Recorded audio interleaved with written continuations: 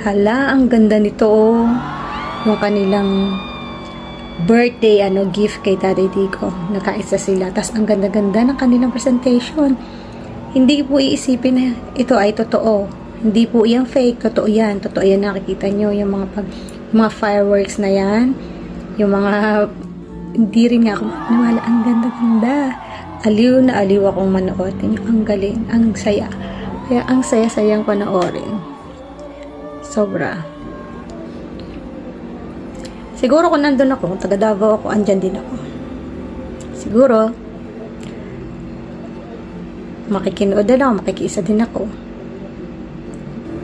Kasi yung peaceful or rally, okay lang yan.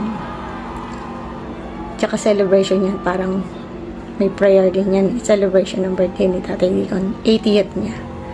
So, more years to come, good health.